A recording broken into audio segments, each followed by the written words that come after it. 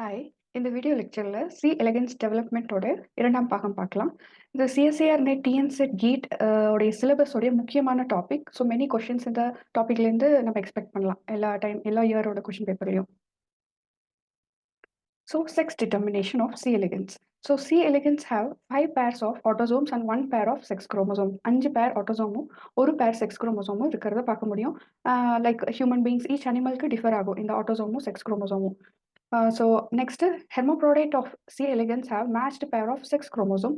So இதில் 2 ஒரே போல இருக்கிற 2 X chromosome பார்க்க முடியும். அதே மேலில் ஒரு X chromosome தான் பார்க்க முடியும். And C elegans show androdioecy. Androdioecy அப்படின்னா அது வந்து ரெண்டு விதத்தில் ஃபர்டிலைசேஷன் ஆஃப் எக் நடக்குது. எப்படின்னா செல்ஃப் ஃபர்டிலைசேஷன், இன்னொன்று ப்ரீடிங் வித் மேல். ஸோ லாஸ்ட் வீடியோவில் நம்ம பார்த்த மாதிரி இதில் வந்து நம்ம பாடியோடைய அந்த கோனாட் ஸ்ட்ரக்சர், மேலோடைய டெய்ல், ஸ்பைக்குலஸ் இதெல்லாம் பார்த்தோம். நீங்கள் வேணும்னா சி எலிகன்ஸோடைய மேல் பார்த்தீங்கன்னா 200:1 ரேஷியோவில் தான் இருக்கும். 200 ஹெர்மோப்ரோடைட்டாக இருக்கும், 1 வந்து மேலாக இருக்கும். இந்த ஒரு மேல் எப்படி ஃபார்ம் ஆகுது அப்படின்னா நான் distinction of X chromosome. So இதில் பார்த்தீங்கன்னா நான் டிஸ்டிங்ஷனில் குரோமோசோம்ஸ் ஈவனாக பிரியாமல் ஒரு சைடு அதிகமாகவும் ஒரு செல்ஸ், அதாவது ஒரு செல்ஸில் அதிகமாகவும் இன்னொரு செல்ஸில் கம்மியாகவும் பிரியறதை பார்க்க முடியும். ஸோ அப்படி உருவாகிறது தான் இதில் ஃபார்ம் ஆகக்கூடிய மேல்ஸ். ஸோ செல்ஃப் ஃபர்டிலைசேஷனில் எப்போதுமே ஒரு ரிஸ்க் இருக்குது. அதாவது ஒரு சி எலிகன்ஸில் ஏதோ ஒரு டிஃபால்ட், வெதர் கொனாட்ஸில் ஏதோ ஒரு டிஃபெக்ட் இருந்தாலோ, ஒரு பாடி ஸ்ட்ரக்சரில் ஏதோ ஒரு டிஃபெக்ட் இருந்தாலோ, இதை வந்து அப்படியே அதோடைய ப்ரோஜனிஸ்க்கு பாஸ் ஆகிடும். ஸோ பெட்டர் அது வந்து ப்ரீடிங் வித் அதர் மேல்ஸ் இருந்தால், ஸோ அந்த பாசிபிலிட்டி வந்து கம்மியாகும். ஸோ இந்த செல்ஃப் ஃபர்டிலைசேஷன் வந்து leads to low genetic diversity. So இந்த ஹெர்மோப்ராடக்ட்ஸில் ட்ரா ஜீன், அதாவது டிரான்ஸ்கிரிப்ஷன் 1 அப்படின்ற ஜீன் வந்து ஹெல்ப் பண்ணுறதுனால ஃபீமேல் ரீப்ரொடக்டிவ் சிஸ்டம் ஃபார்ம் ஆகுது. அந்த ஜீன் வந்து மேல் ரீப்ரொடக்டிவ் சிஸ்டமை கம்மியாக ஃபார்ம் ஆக வைக்குது. அதனால தான் அது ஹெர்மோப்ராடக்டாக உருவாகுது. அதே வந்து ஃபெம் 1, 2 அண்ட் 3, அதாவது ஃபெம் 1, ஃபெம் 2, ஃபெம் 3ன்ற ஜீன்ஸ் வந்து ட்ரா 1 சப்ரஸ் பண்ணுறதுனால it regulate negatively TRA 1. So transcription 1 gene. அதனால நம்மளுக்கு இந்த சி எலிகன்ஸில் மேல் பார்க்க முடியுது. ஸோ இந்த 2 ஜீன்களால், ட்ரா அண்ட் ஃபெம் ஜீன்ஸ்னால உருவாக்குற ப்ரோட்டீன்ஸ் தான் XOL1 and MIX1 proteins. So it has been discovered the 2 genes has assimilated leading to the protein XOL1 and MIX1 having effect on sex determination of C. elegans. So XOL protein pathwayல mutation நடந்தாக்கா அதில் அந்த மாதிரி C. elegansல feminization பார்க்க முடியும்.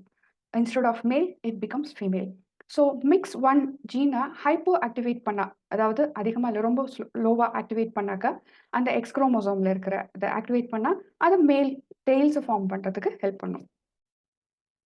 So resistance and repair அப்படின்னு பார்த்தோம்னாக்கா இல்லை help ஆகக்கூடிய 2 முக்கியமான jeans RAD51 and ATM. So ஒரு UV ரேடியேஷன் மூலயமா டிஎன்ஏல வந்து டேமேஜ் நடந்ததுனாக்கா அப்போது ஹெல்ப்புக்கு வர இந்த 2 ஜீனும் ரொம்ப ரீகாம்பினேஷன் ரிப்பேர் நடக்கிறதுக்கு ரொம்ப முக்கியமான கீ ரோல் பண்ணுது. ஸோ இன்னொரு ஜீன் அதே மாதிரி MRE11, அதுவும் வந்து recombinant repair of DNA damage during meiosis டைமில் நடக்க ஹெல்ப் பண்ணுது. ஸோ ஏஜிங்னு பார்த்தோம்னாக்கா இன்சுலின் லைக் க்ரோத் ஃபேக்டர், அதாவது IGF-1. ஸோ இந்த பாத்வேல உங்களுக்கு வந்து இன்ஹிபிஷன் பண்ணோம் அப்படின்னாக்கா இந்த பாத்வேவை இன்ஹிபிட் பண்ணால் life span of C. elegans increase ஆகிறத பார்க்க முடியுது. So this will lead to increase life span. And then if glucose feeding நிறைய இருந்ததுனாக்கா அது oxidative stress and reduce life span, அடல்ட்டோடைய லைஃப் ஸ்பேனை ரெடியூஸ் பண்ணுறதையும் பார்க்க முடியுது. And then long live mutants of C. elegans were demonstrated to be resistant to oxidative stress and UV light. So இந்த inhibition of IGF வந்து long live nucleotide excision repair gene name XPA1.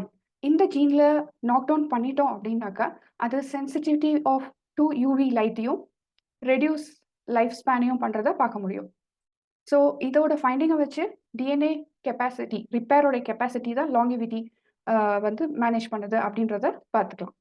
So ஒரு experiment கொடுத்துருக்காங்க, அதாவது 5 μm lithium chloride, இது வந்து μm lithium chloride show length and life span. So 5 μm கொடுத்தா C. elegans உடைய life span length ஆகிறதையும் 10 μm lithium chloride expose பண்ணால் அது வந்து reduce mortality, death rate, it reduces death rate. And then if we are giving 1 μl lithium chloride. There is no any change. So we can't see any change in C. elegans growth. So telomere இது நிறைய நியூஸில் நம்ம கேள்விப்பட்டிருப்போம். டீலோமியரோட length பொறுத்து தான் ஒரு living organism from C elegance to human beings ஆகிறத பார்க்க முடியும். ஸோ 10 to 15% வந்து இதில் கிளினிக்கல் கேன்சரில் பார்க்க முடியுது. ஸோ இதோடைய next video I upload soon. So thank you. உங்களுக்கு இந்த வீடியோ பிடிச்சிருந்ததுன்னா please subscribe and share the knowledge of life science.